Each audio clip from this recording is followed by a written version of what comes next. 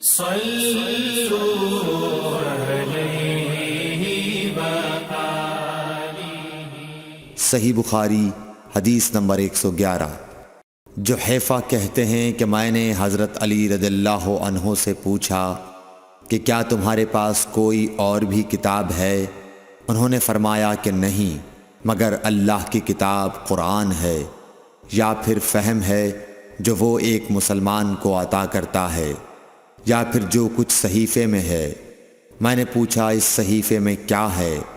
انہوں نے فرمایا دیت اور قیدیوں کی رہائی کا بیان ہے، اور یہ حکم کہ مسلمان کافر کے بدلے قتل نہ کیا جائے۔ صحیح بخاری حدیث نمبر 112۔ قبیلہ خزاعہ کے کسی شخص نے بنو لیث کے کسی آدمی کو اپنے مقتول کے بدلے میں مار دیا تھا۔ یہ فتح مکہ والے سال کی بات ہے۔ رسول اللہ صلی اللہ علیہ وسلم کو یہ خبر دی گئی۔ آپ نے اپنی اونٹنی پر سوار ہو کر خطبہ پڑھا اور فرمایا کہ اللہ نے مکے سے قتل یا ہاتھی کو روک لیا۔ امام بخاری رحمۃ اللہ علیہ فرماتے ہیں اس لفظ کو شک کے ساتھ سمجھو۔ ایسا ہی ابو نعیم وغیرہ نے القتل اور الفیل کہا ہے۔ ان کے علاوہ دوسرے لوگ الفیل کہتے ہیں۔ پھر رسول اللہ صلی اللہ علیہ وسلم نے فرمایا کہ اللہ نے ان پر اپنے رسول اور مسلمانوں کو غالب کر دیا، اور سمجھ لو کہ وہ مکہ کسی کے لیے حلال نہیں ہوا، نہ مجھ سے پہلے اور نہ آئندہ کبھی ہوگا، اور میرے لیے بھی صرف دن کے تھوڑے سے حصے کے لیے حلال کر دیا گیا تھا۔ سن لو کہ وہ اس وقت حرام ہے، نہ اس کا کوئی کانٹا توڑا جائے، نہ اس کے درخت کاٹے جائیں، اور اس کی گری پڑی چیزیں بھی وہی اٹھائے جس کا منشا یہ ہو کہ وہ اس شے کا تعارف کرا دے گا۔ تو اگر کوئی شخص مارا جائے تو اس کے عزیزوں کو اختیار ہے دو باتوں کا، یا دیت لیں یا بدلہ۔ اتنے میں ایک یمنی آدمی ابو شاہ نامی آیا اور کہنے لگا یہ مسائل میرے لیے لکھوا دیجئے۔ تب آپ نے فرمایا کہ ابو فلاں کے لیے یہ مسائل لکھ دو۔ تو ایک قریشی شخص نے کہا یا رسول اللہ مگر اذخر، یعنی اذخر کاٹنے کی اجازت دے دیجئے، کیونکہ اسے ہم گھروں کی چھتوں پر ڈالتے ہیں یا مٹی ملا کر اور اپنی قبروں میں بھی ڈالتے ہیں۔ یہ سن کر رسول اللہ صلی اللہ علیہ وسلم نے فرمایا کہ ہاں مگر اذخر۔ صحیح بخاری حدیث نمبر 113۔ وہب بن منبح کے بھائی کہتے ہیں کہ میں نے حضرت ابو ہریرہ رضی اللہ تعالی عنہ کو کہتے ہوئے سنا کہ رسول اللہ صلی اللہ علیہ وسلم کے صحابہ میں عبداللہ بن عمر رضی اللہ عنہ کے علاوہ مجھ سے زیادہ کوئی حدیث بیان کرنے والا نہیں تھا، مگر وہ لکھ لیا کرتے تھے اور میں لکھتا نہیں تھا۔ صحیح بخاری حدیث نمبر 114۔ جب نبی اکرم صلی اللہ علیہ وسلم کے مرض میں شدت ہو گئی تو آپ صلی اللہ علیہ وسلم نے فرمایا کہ میرے پاس سامان کتابت لاؤ تاکہ تمہارے لیے ایک تحریر لکھ دوں، تاکہ بعد میں تم گمراہ نہ ہو سکو۔ اس پر حضرت عمر رضی اللہ عنہ نے لوگوں سے کہا کہ اس وقت آپ صلی اللہ علیہ وسلم پر تکلیف کا غلبہ ہے، اور ہمارے پاس اللہ کی کتاب قرآن موجود ہے جو ہمیں ہدایت کے لیے کافی ہے۔ اس پر لوگوں کی رائے مختلف ہو گئی اور شور و غل زیادہ ہونے لگا۔ آپ صلی اللہ علیہ وسلم نے فرمایا میرے پاس سے اٹھ کھڑے ہو، میرے پاس جھگڑنا ٹھیک نہیں۔ اس پر ابن عباس رضی اللہ عنہ یہ کہتے ہوئے نکل گئے کہ بے شک مصیبت بڑی سخت مصیبت ہے، وہ چیز جو ہمارے اور رسول کے اور آپ کی تحریر کے درمیان حائل ہو گئی۔ صحیح بخاری حدیث نمبر 115۔ ایک رات نبی کریم صلی اللہ علیہ وسلم نے بیدار ہوتے ہی فرمایا کہ سبحان اللہ، آج کی رات کس قدر فتنے اتارے گئے ہیں اور کتنے ہی خزانے کھولے گئے ہیں۔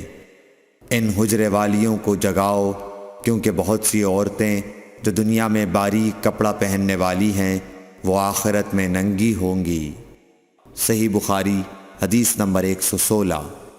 حضرت عبداللہ بن عمر رضی اللہ عنہ نے فرمایا کہ آخر عمر میں ایک دفعہ رسول اللہ صلی اللہ علیہ وسلم نے ہمیں عشاء کی نماز پڑھائی۔ جب آپ نے سلام پھیرا تو کھڑے ہو گئے اور فرمایا کہ تمہاری آج کی رات وہ ہے کہ اس رات سے 100 برس کے آخر تک کوئی شخص جو زمین پر ہے وہ باقی نہیں رہے گا۔ صحیح بخاری حدیث نمبر 117۔ حضرت عبداللہ بن عباس رضی اللہ تعالی عنہ فرماتے ہیں کہ ایک رات میں اپنی خالہ میمونہ بنت حارث زوجہ نبی کریم صلی اللہ علیہ وسلم کے پاس گزاری، اور نبی کریم صلی اللہ علیہ وسلم اس دن ان کی رات میں انہی کے گھر تھے۔ آپ صلی اللہ علیہ وسلم نے عشاء کی نماز مسجد میں پڑھی، پھر گھر تشریف لائے اور 4 رکعت نماز نفل پڑھ کر آپ سو گئے۔ پھر اٹھے اور فرمایا کہ ابھی تک یہ لڑکا سو رہا ہے یا اسی جیسا لفظ فرمایا۔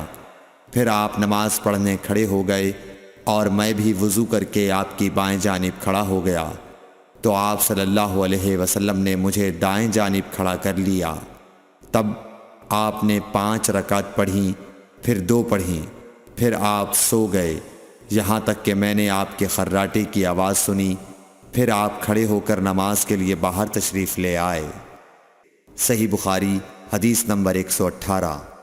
حضرت ابو ہریرہ رضی اللہ تعالیٰ عنہ کہتے ہیں کہ لوگ کہتے ہیں کہ ابو ہریرہ بہت حدیثیں بیان کرتے ہیں، اور میں کہتا ہوں کہ قرآن میں 2 آیتیں نہ ہوتیں تو میں کوئی حدیث بیان نہ کرتا۔ پھر یہ آیت پڑھی جس کا ترجمہ یہ ہے، جو لوگ اللہ کی نازل کی ہوئی دلیلوں اور آیتوں کو چھپاتے ہیں، آخر آیت رحیم تک۔ واقعہ یہ ہے کہ ہمارے مہاجرین بھائی تو بازار کی خرید و فروخت میں لگے رہتے تھے اور انصار بھائی اپنی جائیدادوں میں مشغول رہتے، اور ابو ہریرہ رسول اللہ صلی اللہ علیہ وسلم کے ساتھ جی بھر کر رہتا تاکہ آپ کی رفاقت میں شکم پوری سے بھی بے فکری رہے، اور ان مجلسوں میں حاضر رہتا جن مجلسوں میں دوسرے حاضر نہ ہوتے، اور وہ باتیں محفوظ رکھتا جو دوسرے محفوظ نہیں رکھ سکتے تھے۔ صحیح بخاری حدیث نمبر 119۔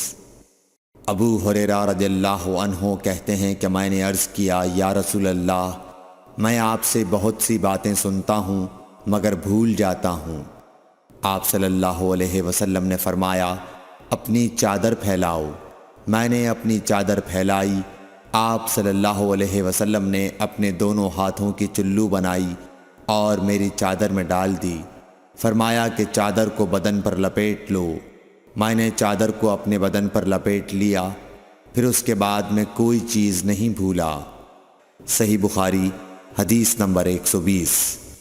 حضرت ابو ہریرہ رضی اللہ عنہ فرماتے ہیں کہ میں نے رسول اللہ صلی اللہ علیہ وسلم سے علم کے 2 برتن یاد کر لیے ہیں، ایک کو میں نے پھیلا دیا ہے اور دوسرا برتن اگر میں پھیلاؤں تو میرا یہ نرخرا کاٹ دیا جائے۔ Thanks for watching. Don't forget to like, comment, share and subscribe to